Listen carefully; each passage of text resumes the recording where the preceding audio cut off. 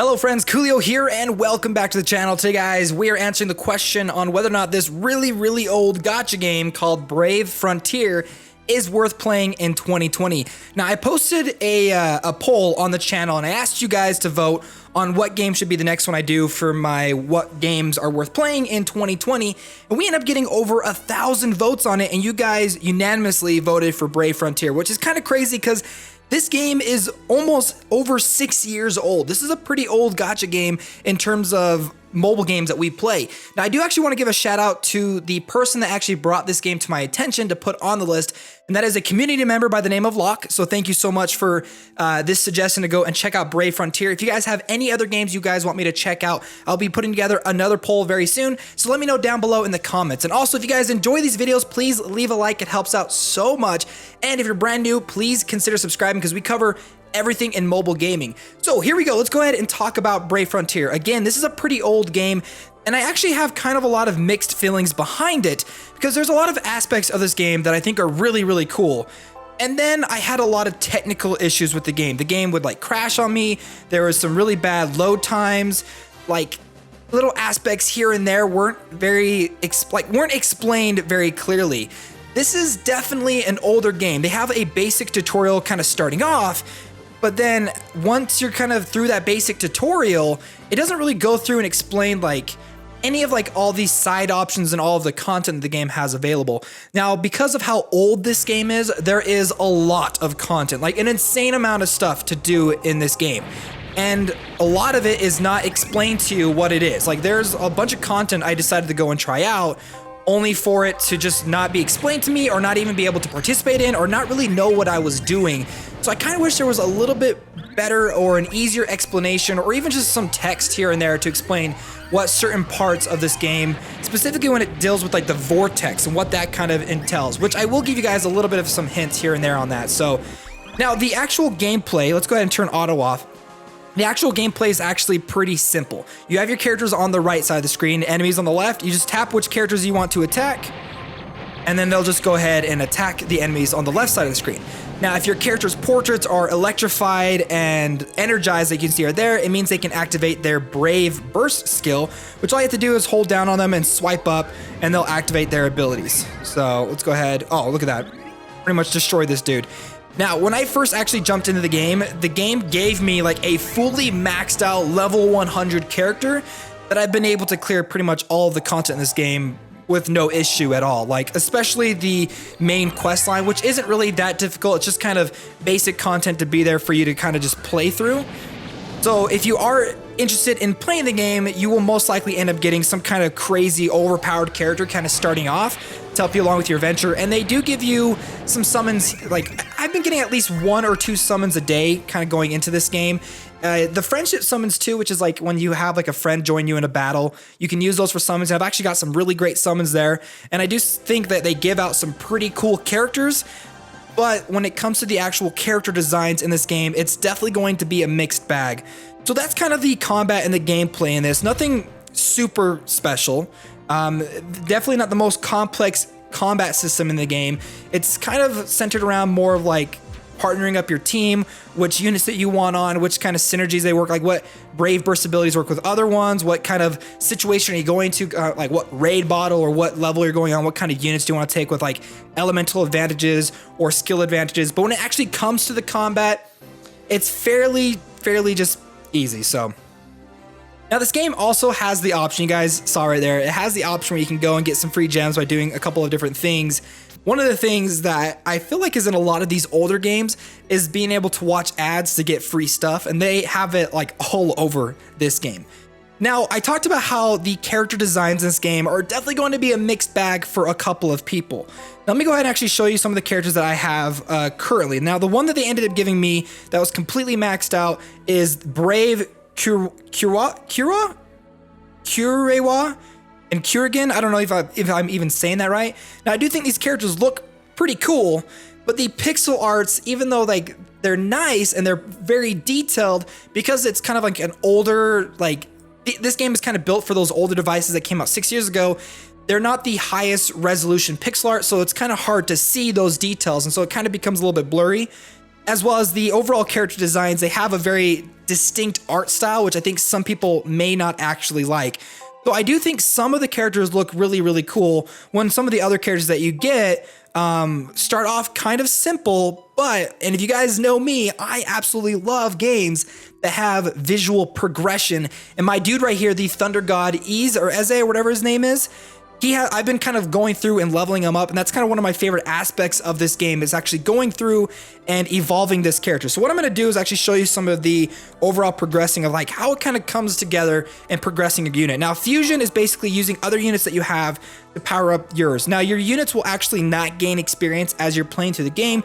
You actually need to get these specific elemental type creatures that you can use to then level them up. So let's see. Let's just do 2 for now. 73. Let's get a couple more. He's gonna be at max. Okay, he's at max level. So let's go ahead and fuse him together. Those big like jelly creatures, whatever these guys are called, these are the ones that give you like a ton of experience points. Now you can actually, when you click and hold on them or you go to their description, it will tell you down at the bottom like, hey, this one gives you a bunch of experience when you're doing fusion. This one, if you sell it, will help you get a bunch of gold. This one is used for evolving your other units, and so I do like the fact that they have that there. Now we are gonna go and try to evolve my unit, and this is something I've been working on over the last week, and it's one of my favorite aspects of this game, which I really, really like. I love that visual progression. So what we're gonna do, we just need one more dude right here, this Thunder Nymph. Now this is kind of a little bit of a guide for anyone that's brand new to the game, and if you're really thinking about jumping in and playing, when you go to evolve your units, you're going to need other evolution materials in order to do that. If you click on them, it will tell you where to get it, but basically where a lot of that stuff is going to be is in the vortex. Oh man, we need to sell a couple of things. So let's just go, where's my units I can sell? I don't think I have any unit. Oh, I think this guy, yeah, I can sell this guy. We'll sell these. We'll just sell these ones. Yeah, let's get rid of them. Perfect. Okay, heading back to the home. So let's go ahead and head on over to the vortex, and I'll show you guys kind of where a lot of those materials that you're going to need in order to evolve your units. Now, this is where my first kind of problem came in, and I talked to you guys about this before, where the game doesn't really explain to you a lot of the content that this game has to offer. When I first jumped into it, it put the vortex as like the main front, like, hey, this is where a bunch of our content is, and I was like, I have no idea what any of this stuff means. Like enhancements, I got that. The enhancements is where you go to get a lot of the stuff that you need to evolve your units.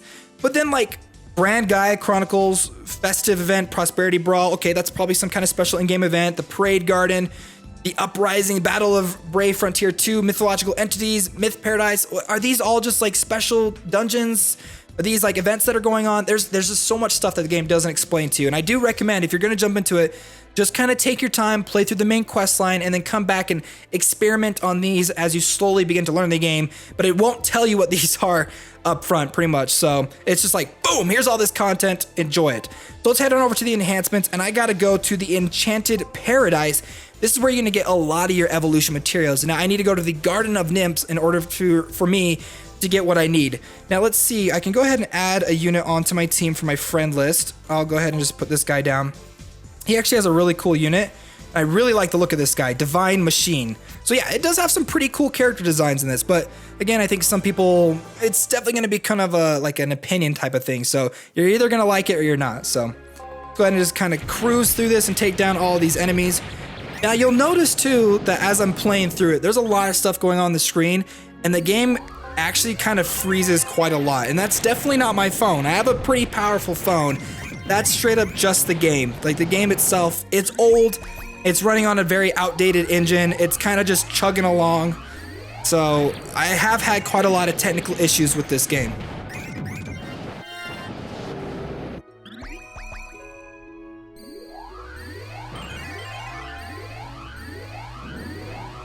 Yeah, that was a lot.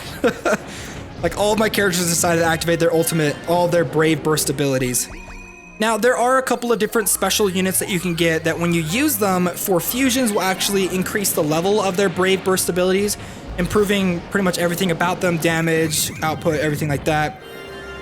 Congratulations, area cleared. Now, cross your fingers that we got the specific evolution material that we needed, because when you go through these, it's actually randomized. It doesn't really give you like the same exact things every single time, so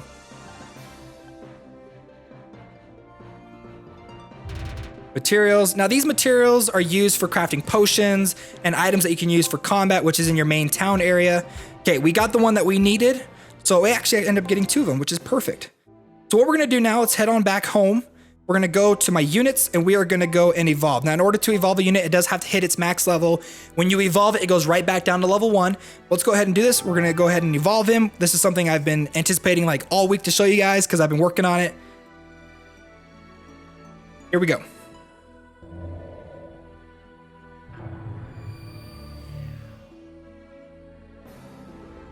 Boom, look at him, he's such a beast. Mega rare. I love that. So yeah, so I spent like all week working on improving him. I don't think I can level him up any further, but he is like, I love that visual aspect and he looks so cool now. So that's definitely like one of the highlights of this game. So do I think this game is worth playing? Honestly, I gotta say, if you are a veteran of the game, if you know what you're doing, then yeah, it may be worth kind of coming back, checking it out, and just kind of having that nostalgia factor behind it. If you're brand new, looking for a brand new, or if you're new to the game, if you're looking for a new gacha game to play, this may not be the one. There's a lot of technical issues with it being so old, and there's so much stuff going on in the game that doesn't clearly explain to you. It can be kind of frustrating. But if you're really looking for old school feeling gacha game, and you don't mind being patient and like really kind of reading all the text and kind of going through everything, and you may want to give it a try. I mean, I do like the pixel arts. I love the evolution system in this game. It's something that like really drew me in. That was like my favorite aspect. So there you guys go. Brave Frontier here in 2020, literally like 6-7 years later. This is a pretty old game. So again, if you guys enjoyed this video, please leave a like. It helps out so much. I would really appreciate it. And subscribe to stay up to date in the latest mobile gaming. Okay, friends, I'll see you next time.